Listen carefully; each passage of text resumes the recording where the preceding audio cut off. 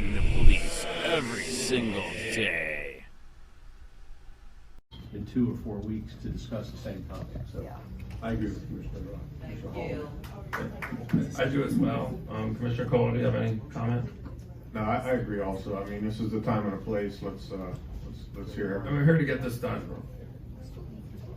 Okay. And just a reminder, at 10:17, the governor has directed that we take a moment of silence, so I'll surprised stop to us at the hear appropriate these time. COVID-19 mRNA vaccines specifically are associated. Probably almost every American would be surprised to hear these COVID-19 mRNA vaccines specifically are associated with an increased risk of appendicitis. They're associated with an increased risk of Bell's palsy. They're associated with an increased risk of shingles, which can be severe in some cases. They're associated with changes in sperm motility and sperm function and sperm count. And most recently, we're finding that they are present in breast milk, even though an earlier study published in the Journal of the American Medical Association reported that they were not in breast milk. And by the way, the reference for the increased risk of things like appendicitis and Bell's palsy, et cetera, comes from a paper that was published in the New England Journal of Medicine. So one of the things that I and other people did during the pandemic that distinguished us, we were talking about Dr. Mattaria earlier, is that we tried to be honest and we called things out when they were not honest. Probably almost every American would be surprised to hear these COVID-19 mRNA vaccines specifically are associated with an increased risk of appendicitis. So yeah, thank you so much. Yeah, that's it. So that's Surgeon General Ladapo, your Surgeon General of Florida. Hi, I'm Carrie Kingston. I'm a biotech analyst, med legal advisor.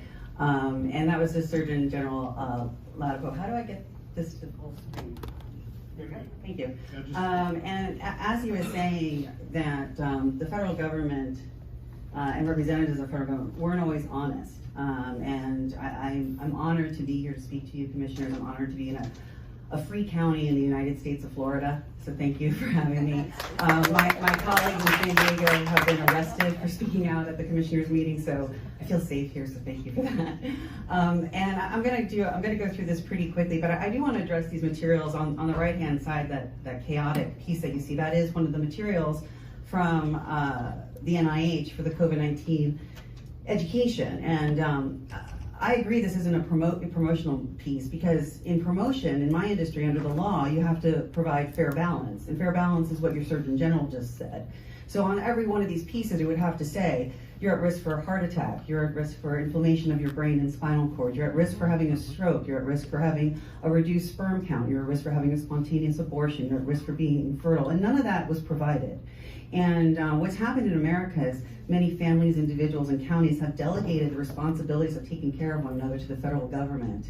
And when people and institutions don't have good intentions, or their intentions aren't in alignment with yours, they often will say things that, as Surgeon General Ladapo said, are not honest. And so I'm going to go through the materials real quick, and then I just want to go into what your Surgeon General has emphasized, which is that the safety needs to be taken in consideration in regards to the efficacy of these biological injections. So I want to show you some of the materials that I used to get paid from Big Pharma to look at, and then to create materials to educate doctors, and I want to share that information with you. It's been filed with the FDA. So let me just figure out how to do that. How do I? The space bar should work. Space bar. One quick question. Okay. Did you email this presentation to us yet? Yes, I did. It's an email. It is available online. It is, yeah, okay. Yeah, it is. This is from Mr.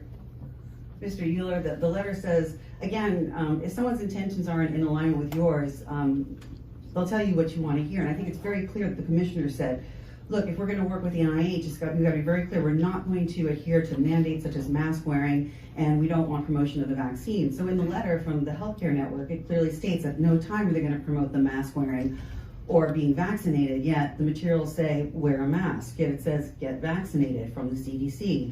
Yet the materials from Moderna say this is you're being offered a vaccine. So, I mean, I think it's reasonable to assume that maybe they're being disingenuous a little bit. So we don't know what's going on in the brick and mortar. We don't know what's going on in the mobile units.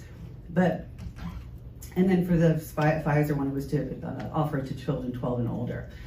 And Surgeon General Latipo recommends strongly against injecting the children, as well as strongly against injecting men under the age of 39. And I took a look at the materials the analysis that Surgeon Latipo had done for young men under the age of 40 who had cardiac-related death, and we're going to go into that. So what is these adverse outcomes that they're speaking of? I'm sure many people have heard of the vaccine adverse event reporting system, and it's said to represent about 1% of the actual events. And you can see here there's urgent care hospitalizations, heart attacks, myocarditis, and they call this adverse event reporting system, except adverse events are unintended consequences. It's stuff that happened that wasn't expected.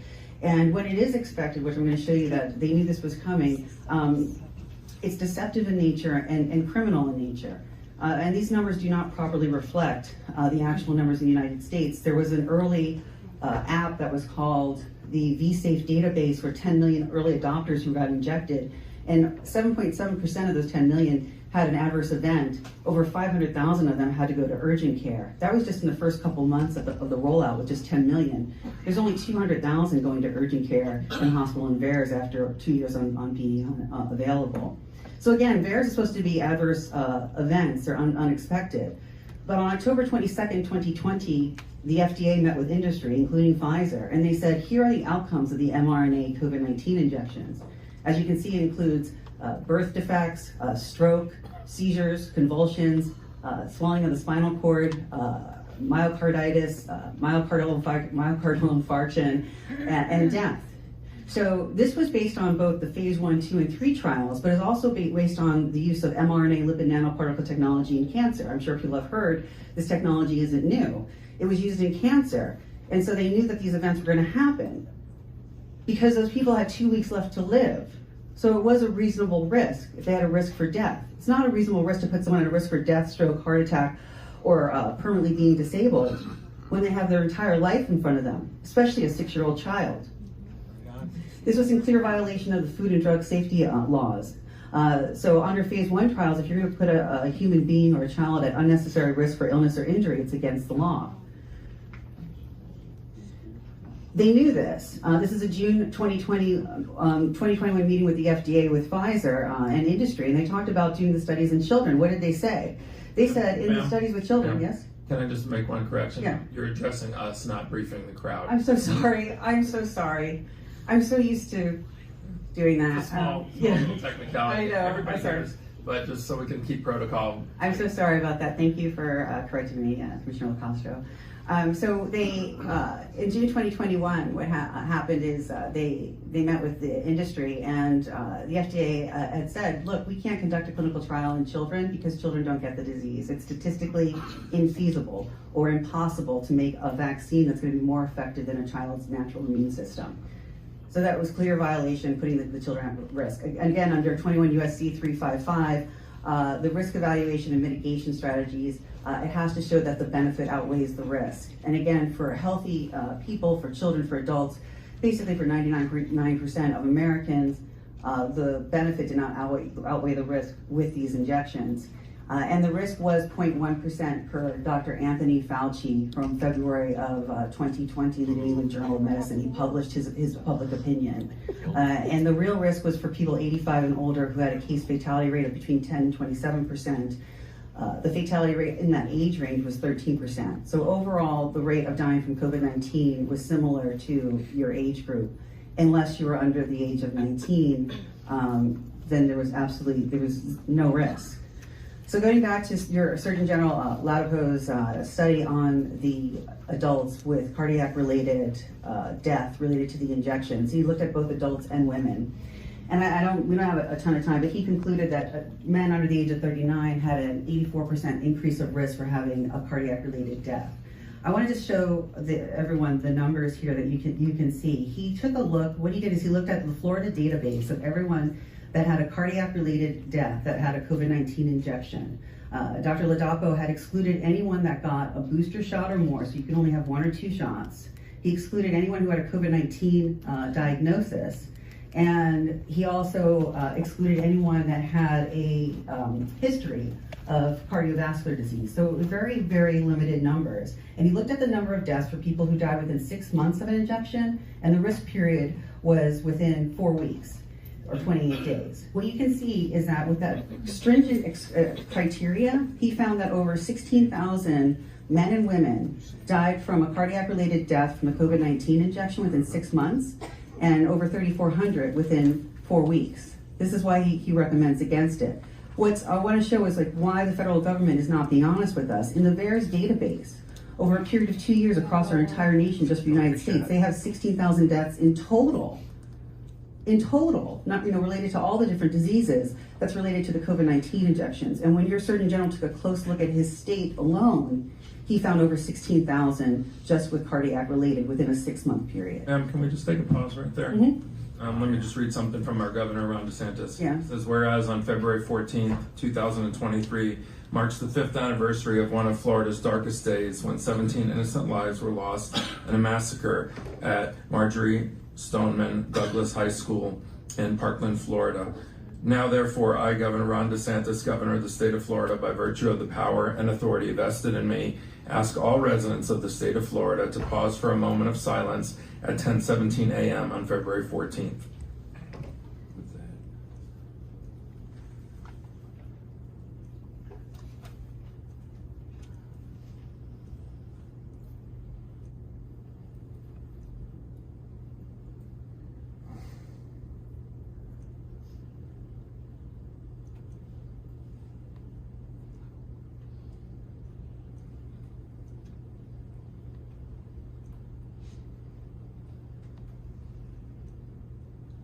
God bless those children and families.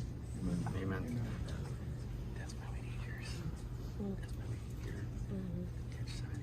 Tough act to follow. Yeah. You're back on. Sorry. So I'll resume. Thank you. Let me put my timer on because I can be verbose, as you can imagine. I'll wrap this up in 3 minutes. Many people may or may not be aware that it's the spike protein we were told early on that causes the inflammation, disease, and death. And related to Surgeon General Laudapaux's research, recent publication from the American Heart Association of July of last year, they stated it is the spike protein that causes heart damage, and they found that the spike protein causes heart damage independent of what they call binding to the A2 receptors. It is actually a pathogen. It causes cytokine storms and inflammatory responses in the body, independent of binding to any A2 receptors. It binds to inflammatory receptors, and it also attacks the heart directly. So it is a biological weapon, if you will. It causes disease, disabilities, and death. I also just wanted to point out that in November of 2020, under the adult study that Pfizer had submitted in that trial, that there were 100 children ages 12 to 15 who had reactogenicity response to their injection. And Pfizer stated that they wanted the FDA to cover up the data. They said the data was not favorable, do not disclose it. This is criminal. It is criminal, because this is what reactogenicity data is. It's the outcomes, the negative harmful outcomes from the injections. So in October 2020, they knew this was going to harm children. They knew that there was no benefit to vaccinating children, even if they had a safe vaccine. So this should have never happened to Maddie DeGray. She was 12 years old. She was part of the phase 3 trial for 12 to 15-year-olds. She's now in a wheelchair and on a feeding tube. And there's a number of other children who have been harmed and disabled and killed.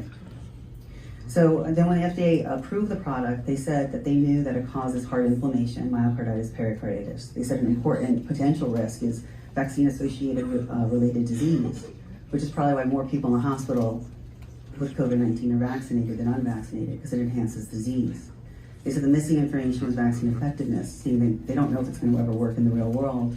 And Moderna said the same thing and actually tripled down. They said not only do we not know if it's effective, we don't know if it's long-term effective, we don't know if it's safe. This was never disclosed in any of the materials that anyone was given. So it's supposed to prevent against infection After the FDA approved Pfizer's injection, they did a post hoc analysis 9 months out of the injected group and 5 months out of the placebo group was injected. And the analysis said it appears that the risk of COVID-19 injection increases over time post-dose 2. So it causes infection. This is a study of 51,000 employees at Cleveland Clinic, and it shows that in 2 doses, your risk for infection over a 3-month period triples. And if you have more than 3 doses, it quadruples. So this absolutely causes infection. Also, in regards to workers, there was a bivalent study that was done, and it showed after people got the bivalent booster, 1 out of 5 couldn't go to work to the next day, or potentially, who knows how long. The efficacy is based on 170 people. 170 people out of 42,000 in total, and 2 studies were 18, so 36,000. What this means is that if you got the injection, you had a 1% risk of not getting infected 2 months out. If you didn't get it, you had, less than a 1% infection of not getting infected, and your reduction in risk between both groups was less than 1%. Clinically, it means nothing. Statistically, it is insignificant. And I think just one of the other things I was going to show is that here in Florida, and I think I believe in July of 2021, was when Biden did the mandate, the COVID-19 mandate. The excess mortality rate from the Society of Actuaries showed that Florida was hit the hardest in Q3 of 2021 when the mandate went into place, almost a 200% increase in overall mortality. The vaccines are not working. Sorry. And the group that's hit the hardest is young working adults over the country. So an experimental biological agent that does not prevent disease, does not protect against disease, was done under deceptive and criminal research and actually causes harm is technically a biological weapon. And more people are becoming aware of this. I just want you to show that the commissioners here that you can see per Pfizer's public filing. They produce the spike protein, Wuhan Institute of Virology spike protein. That's what the vaccine does. Pfizer says on their website, the mRNA turns the human cells into manufacturing bioweapon facilities because the spike protein actually is the bioweapon. And it crosses the blood-brain barrier, kidneys, heart, lungs, tongue, and into the brain and spinal cord. And under Florida state law, basically a biological agent that's capable of causing death, disease, or other biological malfunction in a human is a bioweapon. So the work that was done by the CDC and the 3 government agencies was deceptive in nature. And under the guise of public health and wellness, people have been exposed to biological experimentation that is harmful. And this is all the evidence that is available on government websites. People have simply been deceived. But once you recognize that people have been harmed under criminal and a deceptive and illegal experimental biological experimentation, it's important to acknowledge that a crime has been committed, and people are going to be held to account. And the residents of Colorado County, as Surgeon General Ladapo has said, have the right to know this information. Thank you.